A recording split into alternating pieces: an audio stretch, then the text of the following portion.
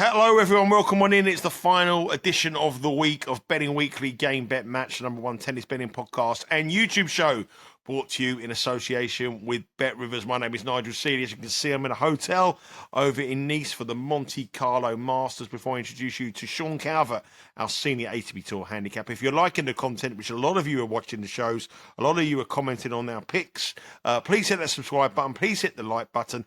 Give us a comment. Let us know your bets as well. Forming a community here on the Betting Weekly Studios, and we want your involvement as well. It's all important. Sean, how are you, mate? Good afternoon to you. A bit late today. Lots going on. It's quite difficult when you're out here and all these matches are sort of going on at the same time. We don't know who's playing who. But finally, we've got 4 matches to talk about tomorrow at Monte Carlo. Yeah, I mean, even if you weren't there, it would have been difficult, wouldn't it? Because the way that this tournament works, this is one of the few Masters series around now that doesn't have like a 10, 12 day duration. They pack it all in, smaller field, they pack it all into 7 days. So that if you win one day, you're playing the next day, which doesn't give us a clear day that we have in the other Masters Series events where we can sort of sit down and look at the matches and wait for the odds and then make a decision. This one is just bang bang bang bang, isn't it? It's you've won, you're playing again. And then we've got to wait for the odds and all the rest of it. So, yeah, it's a tricky one. It's always tricky, Monte Carlo Masters. First couple of days, it's all right. Then it just becomes a little bit congested. Yeah, and we've got 4 matches we are going to discuss. It's a bit of a mixed bag of results. We started off strong, give it a little bit back. The weather forecast is most important here. Obviously, today's been quite cold, actually. The sun was out early doors, and then it sort of clouded over. Tomorrow looks pretty okay. Saturday looks a bit okay as well, and then we go into Friday looks a bit okay. I mean, the weekend it looks horrendous. Lots of rain around. Yeah, the forecast for next week looks terrible, doesn't it? Sunday in particular, which is I presume finals day. There's supposed to be over an inch and a half of rain. Obviously, these forecasts can change. We don't know if that's going to be accurate or not come Sunday. But the whole like Sunday, Monday, Tuesday, Wednesday, Thursday of next week looks like it's going to rain every single day. So you've been lucky this week. You've got. It might not be glorious weather, but it's better than what they've got next week in store for them by the look of it. I just hope tomorrow's a good day. I'll be at the tennis tomorrow. You'll be able to follow me on our Instagram account at Because We Win. I bumped into Jimmy Otts, Bet Rivers fame. You might know him. Some people who watch it. I bumped into him in Nice today. We had a little chat about here. He's been here all week. He said it was quite cold. He had to buy a jacket.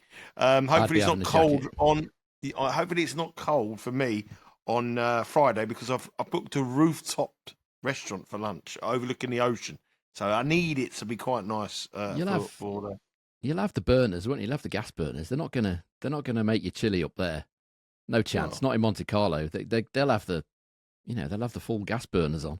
I was on the rooftop bar a couple of times in Marrakesh, and obviously it's warmer in Marrakesh than it is where you are, but obviously if you're up high on a rooftop bar, you do get quite a bit of wind. So they have heaters. You'll be fine, no problem. Hopefully, but it doesn't go with the ambience, does it? You don't want heaters blaring out. It depends how they present them. These days they can be quite clever with the way that they make these heaters look. So if it's not warm enough, you get the heaters on. You'll be fine. I'm not quite sure about that. Anyway, let's move on to the 4 matches we're going to discuss tomorrow. And as I said, I'll be there at Monte Carlo, giving you some picks, giving you some insights from courtside on our socials at Because We Win. Now, I'm having a little bit of a problem with the internet in the hotel at the moment. I've got some windows open. They're not really refreshing, which is a little bit disappointing for me. But we're going to start off with the match between Stefanos Tsitsipas, the 3-time champion here. He's a 3-time champion, isn't he? Is he 2-time champion? 3-time champion. I can tell you how many matches he's won and lost. He might be a 3-time champion, yeah. He certainly won it at least. He's a 3-time champion. He is the defending champion. He's up against Nuno Borges, the Portuguese player. He's had a real good week. Stefanos Tsitsipas is minus 480 to win this with Bet Rivers. Borges is plus 360. Spread is 4.5. Total here is 21.5. And there are 28 different markets available on the Bet Rivers website. And if you download the app on Bet Rivers, you can watch live and bet live. All these matches are streamed to your mobile, your tablet, your mobile phone, whichever you want to do, or your PC at home. Now, I'm trying to locate the head-to-heads, but I'm getting that horrible sign in your internet not connecting. So, Sean, I need you to help me out here a little bit. Stefanos Tsitsipas against Borges. I think it's 1-0 to Tsitsipas, isn't it? Yeah, it's 1-0. Yeah, they've met. I think it was in Rome on the clay. I think it was in Rome anyway. Yeah, it was in Rome on the clay. Yeah, pretty easy win for Tsitsipas. I mean, this just looks a great situation for Tsitsipas. You know, regular viewers will know I'm not keen on minus 480 shots, but I'm not really feeling the vibe for Nuno Borges here. These are obviously the only 4 matches that we can talk about that are scheduled for tomorrow that are set and have odds. So it's perhaps not one I would normally have chosen, but as I said, looks like a great situation for Tsitsipas. He's had a clear day off. He struggled a little bit in his opening round, as you could probably expect. First match on clay for a while against Jordan Thompson. Jordan Thompson played a very clean opening set against him, and then kind of lost his way a bit, and Tsitsipas managed to turn things in his favour, which you see often on the clay. So he's had a complete day off today, while Nuno Borges was in an absolute war with, as you would expect, with Pedro Martinez. Lasted 3 hours and 10 minutes. And he had a medical timeout for a left thigh injury in the final set there, Borges. So, massive physical advantage to Tsitsipas, who was just sat there chilling while Nuno Borges was in a war with Martinez. The head-to-head, as I said, they've only played once, so it's perhaps not that relevant, but it was a very dominant victory for Tsitsipas, 121-79. In terms of service points won and return points won totals. Tsitsipas holding serve 100% of the time in that match, winning 87% on first serve and 43% of return points. So it's whichever way you look at it, it was not a good day for Nuno Borges. Now, if we're looking at what Tsitsipas has done here in Monte Carlo, you mentioned he's a triple champion here. 88% win rate, Tsitsipas.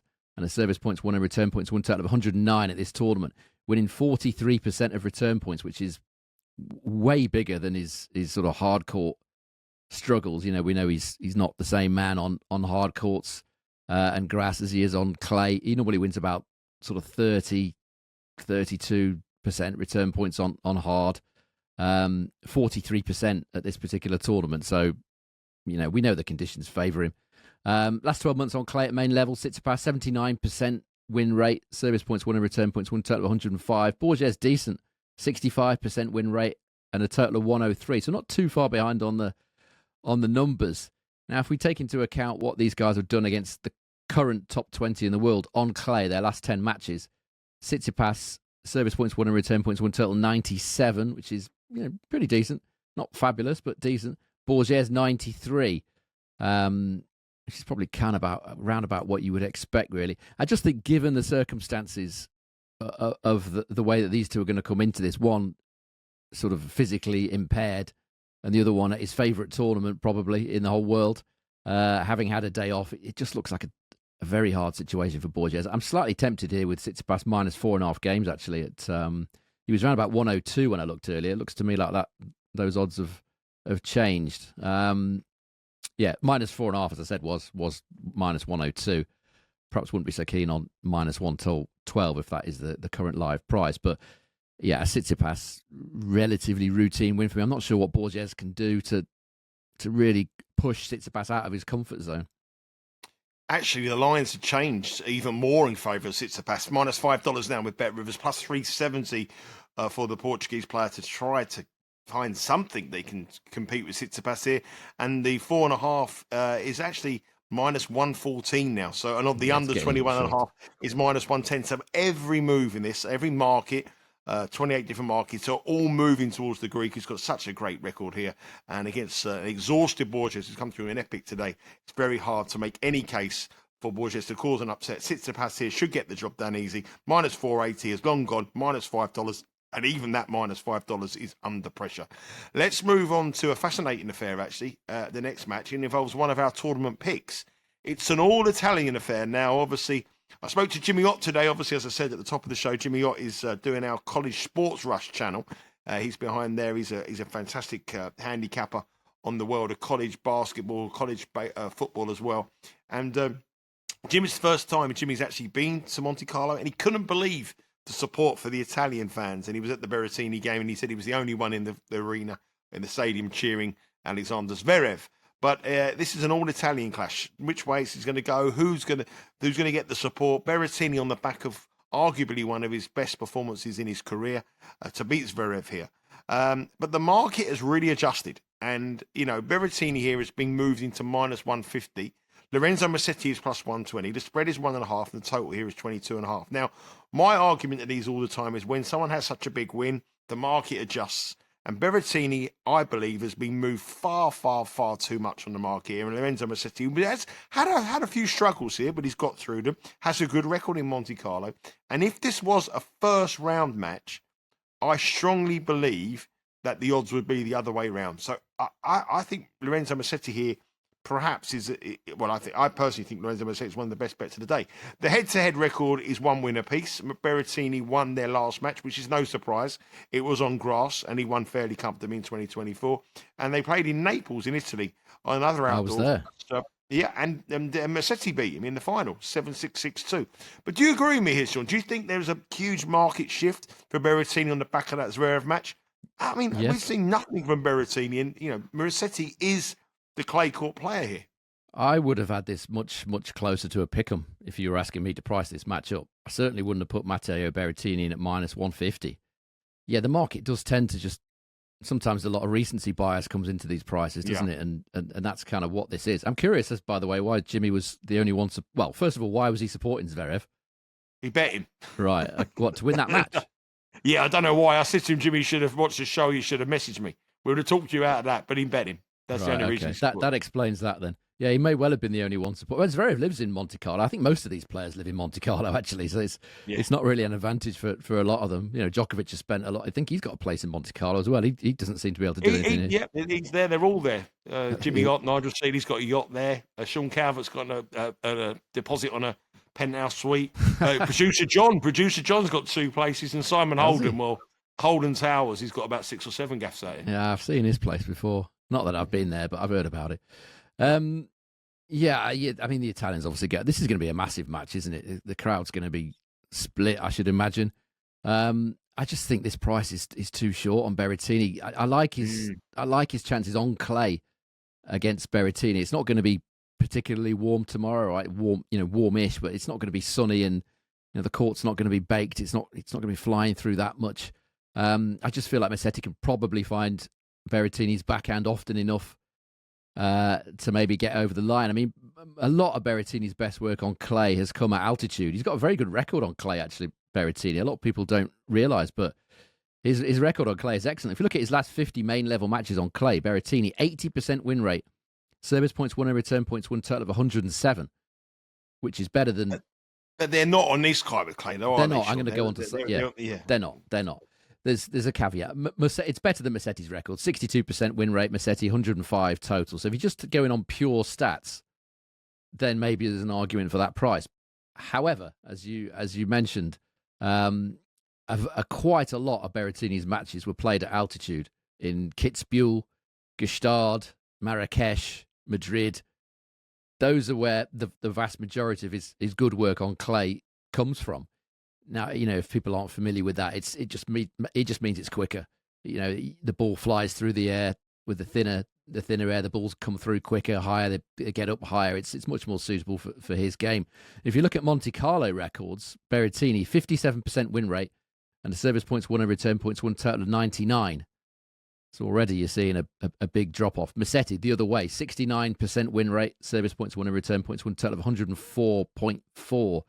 At this tournament. Just going further with that theory, on clay versus top 20 opposition at sea level, so I'm discounting all the altitude tournaments, Berrettini is 2-5 win-loss in completed matches, so he's only won 2 of his 7 on this surface when it is slower. Compare that again with Musetti against top 20 opponents on clay. He's won 9 of his last 17, Musetti, and the only losses came against Novak Djokovic on 3 occasions, Sinner, Alcaraz, Tsitsipas a couple of times, and Casper Ruud. Nobody else. So I'm just thinking this, all told, I just think this is a bit of recency bias about this price. Yeah, he beat Zverev, but I mean, Zverev he's nowhere at the minute. Mentally, he's completely gone. Whether it was that loss in the Australian Open final, I talked about this on the show, I think yesterday or the day before. He's just waiting. He's just waiting for the other person to make a mistake, which is what Zverev always used to do years ago. someone like Berrettini, he wins or loses on his own terms. Zverev, you just feel like he's just hanging around in rallies waiting for the other guy to produce an unforced error. That's the way he's playing his tennis at the minute, and that's why Berrettini was able to come out on top of that match by and large. The head-to-head here I don't think is particularly relevant, and the reason for that is one of them was on grass, where you would certainly expect Berrettini to have an advantage.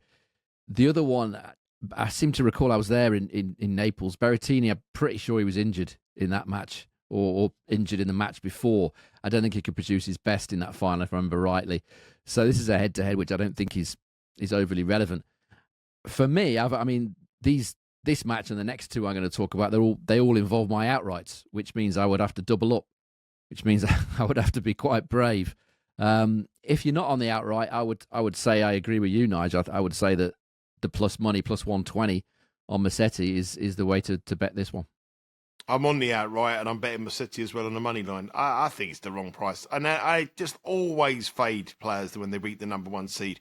And Berrettini's had a tough run of it. He's got some big matches to come. What he doesn't want to do is he realistically knows he can't win this competition. He wants to get some few tournament. He wants to get some few matches under his belt, and then he goes into Wimbledon feeling confident. I mean, there's a huge amount of money. Obviously, I know the motivation is going to be there for him, but it's all about SW19 for Berrettini. Get himself fit and become a real contender and have a go at the only major. I think he's got a great chance of winning.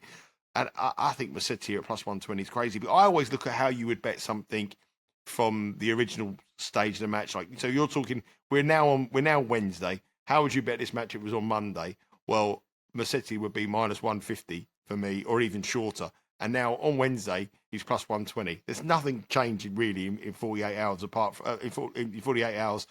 from Berrettini's beaten an out of sorts Zverev. I just think it's the wrong price. Yeah, I mean, from Musetti's point of view, he's had to do it the hard way, hasn't he? I mean, there could potentially be a little bit of fatigue there, maybe. We've seen him though, Sean, when we saw him at Umag, didn't we? He was absolutely spent in Umag, and then he got the plane and went to the Olympics and reached the semi-finals. Yeah, that's very true. He has had to do it the hard way. I mean, Boo was very good against him for a set and a half. Lehechka, we know he can come out and hit you off the court if he's feeling the ball, which he was in the first set. Excellent for Musetti to be able to sort of turn those matches into more of a clay court affair, both of them, and get the win. Lehechka was driven crazy in the end. He absolutely obliterated his racket towards the end of that match, Lehechka. So, yeah, Musetti hasn't, he's been winning, not necessarily winning ugly, but he's had to do it the hard way. And he admitted after the Boo match, that is a match that he would have potentially lost in previous years. So a little bit older, a little bit wiser. Plus, obviously, the support he gets from the crowd as well has helped him through those matches. But yeah, I mean, broadly speaking, I would agree that Berrettini is too short here. Yeah. Yeah. Musetti to me, and as I said, I'll be there tomorrow. Follow me at Because We Win. I'll be cheering Musetti for sure. The next match features Jack Draper, the British number one, the winner in Indian Wells. He's up against Alejandro Davidovich Fokina. As Sean said, we have 3 outright picks still remaining in the tournament, and Davidovich Fokina is one of our outright picks. These two have never met before. Jack Draper here, though, again, and this is another big difference to what you would be at the start of the tournament. But Jack Draper is showing some signs he can sort of play a little bit on clay, which you wouldn't expect it at the start. And he won Indian Wells in slow conditions. He's minus 190 though here against Davidovich Fokina. With Davidovich Fokina, a former finalist here in Monte Carlo, plus 150, spread 2.5. Total is 22.5. I think this is all about if Davidovich Fokina can keep his head, which is always a big question. Yeah. But I think this is another market where at the start of the tournament, plus 150 Davidovich Fokina, you would have bitten your hand off if this was the round one. Yeah, I mean, Draper was excellent against Marcos Giron in his opening match, round 2, and now that he's won, as you said, the tournament at Indian Wells, which is it almost mimics clay, doesn't it? The way that it plays there, even though it's a hard court. Those two things being said, maybe he's been a little bit underestimated on the clay up until now, but I still think he's got a bit to prove on this surface before we're pricing him up at minus $2 to beat someone like Davidovich Fokina. The stats would certainly suggest that price is too short. Draper on clay at main level, last 12 months, 46% win rate, service points won and return points won, total of 102. It's not bad. but it's not good enough for him to be minus 190. That's for sure. Still winning a lot of points on first serve, even on this surface. 77% of first serve points won there, Draper. So that's still a big weapon for him. But the other side of the coin is that the Giron win was only his fourth top 50 win on clay at main level. He's 4-10 win-loss against top 50 opponents on this surface at main level. Yes, this is a different Jack Draper than it has been in previous clay seasons. That's for sure. But does it make him minus 190? Probably not for me.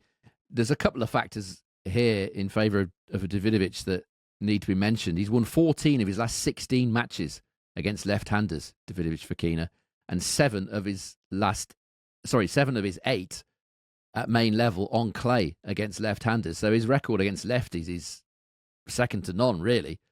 Also, if we look at all-time records, matches played on clay versus the current top 20, Draper hasn't won any. 0-4 win-loss. Service points won and return points won total of 95. Davidovich, pretty respectable. 11 wins, 14 defeats. Service points won and return points won total of 98. So those last two factors, I think, are quite important. Throw in the Monte Carlo record as well. Davidovich, 71% win rate here. Service points won and return points won total of 105. Draper's only played 4 matches, so his stats are negligible, really, but they certainly can't match what the Spaniard has done here. I just think Draper's still got just a little bit to prove before we're pricing him as short as minus 190. I'm not sure I'm brave enough to back Davidovich again. It could all go badly wrong, couldn't it? He's already beaten a huge serving left-hander in Ben Shelton at this tournament. As I said, his record against lefties is great. Again, if you're not on the outright and you're coming in here, I wouldn't put anybody off backing Davidovich Fokina. To be perfectly frank, I'm not sure I'm brave enough to back him again. But again, minus 190, Draper, too short for me. Yeah, minus 190, Jack Draper is a short price. Our final match is Andrey Rublev against Artur Fils. Andrey Rublev is minus 125. Artur Fils, the French guy, player, very talented player, is even money. Spread 1.5 total here, 22.5. I find this the hardest match to call tomorrow. I know we're on Rublev to win the tournament, and he has got a winning record against Fils. He beat him in the quarterfinal in Hong Kong on a hard court, 6-4, 1-6, 6-2 last year. But Fils is an improving player all the time. Rublev beat a Frenchman today in Calvert Fils against the crowd. He's going to have the crowd against him again tomorrow with Fils. I know we're both fans of Fils. We both like him. We both like what we've seen from him. But we're on Rublev to win the tournament, so it's a sort of a mixed year here. Yeah, I mean, this is a typical thing that happens with our outrights, isn't it? The one that we backed last week tends to beat the one of the current week. Well, that's kind of how it goes. I hope it doesn't go that way. But I think this one is going to be really close. I mean, Artur Fils is in great form at the minute. I'm still a little concerned about him in terms of winning tournaments, just because his physicality. I think he's, still got a little way to go on in that regard. Seems to get a lot of injuries. And for me, Rublev, this is a tournament this is the conditions of the tournament that he loves. The slower it is, the better it is for him. He loves the slow, cool conditions. He's won many tournaments when it is a bit of a slog. It's no problem for him. If you look at his record in Monte Carlo, he's won 12 of his last 15 matches here, Andrey Rublev, other than a first match loss to Popyrin last year when he came back as defending champion. He's only lost to Sinner and Tsitsipas here since 2019.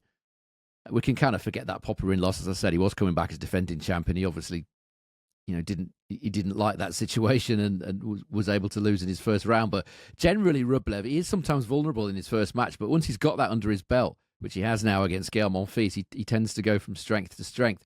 His other 3 losses here, by the way, in his career, Rublev, came to the eventual champion Fognini in 2019, and the other 2 were against Thiem and Zverev.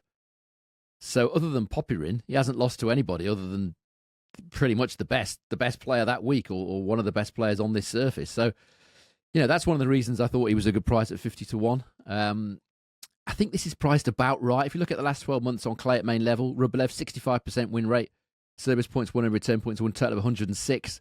Fils, 60% win rate and 102.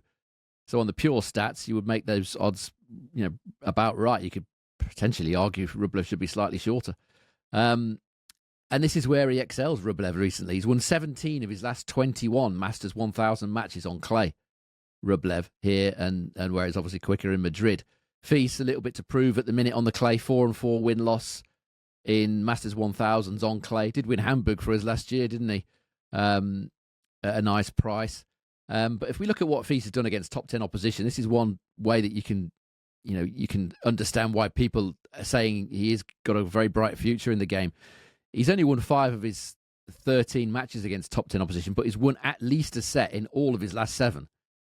So, and I'd be surprised if he didn't win a set against Rublev. So I would be inclined, if you were betting on this, to go over 2.5 sets here, plus 125 that was with Bet Rivers when I had a look about half an hour or so ago. So I think it's going to be tough. I think if Rublev's going to win, he's going to have to do it the hard way. He's going to need Marat Safin cheering him on there in the player box.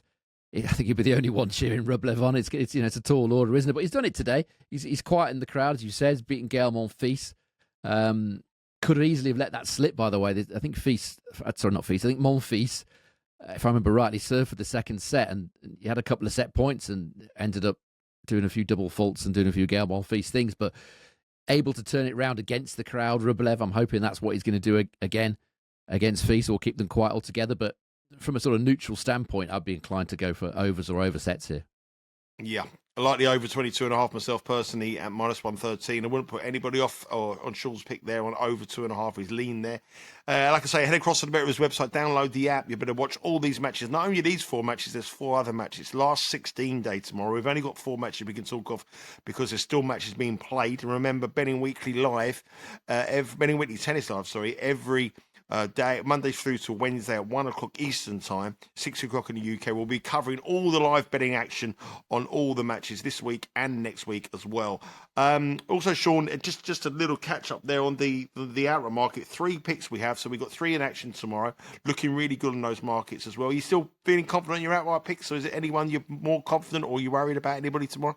Well, the way that the draws worked out, I've just got it here. Novak Djokovic obviously losing about half an hour, 45 minutes ago, which, again, that slightly annoyed me. I went for 1.5 sets, didn't I, in Tableau on the handicap, and he's gone and won it in straight sets. I did say fortunes change very quickly in tennis, and that was, a classic example. All his struggles last week, now he's gone and knocked off Novak Djokovic again in straight sets, again on clay in a Masters series. But if you look at that draw now, Musetti beats Berrettini. All right, he's probably got to go through Tsitsipas, but it's not massively daunting. Yes, it's difficult at this tournament. I accept that. But, if he wins that match, he's got either Tableau, Dimitrov's losing at the minute to Vachereau, maybe Medvedev, maybe Alex de Minaur in a semi-final. So the way that things are going for Musetti at the minute, if he gets past Berrettini, our hopes are high on that one. And Rublev as well. Alcaraz did look very, very good today after the first set against Cerundolo. Cerundolo very good in the first set.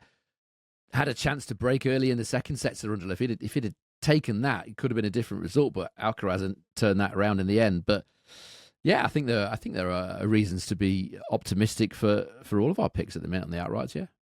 We're heading into Thursday. 3 of our 4 outright picks are in action. Hopefully we can get them through to the quarterfinals. Whatever you could do, good luck with your bets this weekend. Lots of action coming up. Betting Weekly Premier League will be live tomorrow. Betting Weekly Extra Time. The soccer boys are back. Another great week on the Premier League last week, and we're now in profit on all our soccer shows. So hopefully you'll be watching there, tuning on that, subscribing to the channel. As I say, Betting Weekly Live and Betting Weekly Tennis Live every day, Monday through to Wednesday on the tennis, Monday through to Friday. The boys are doing 11 o'clock Eastern time, 4 p.m. in the UK, giving you all the best bets for that day on Betting Weekly Live.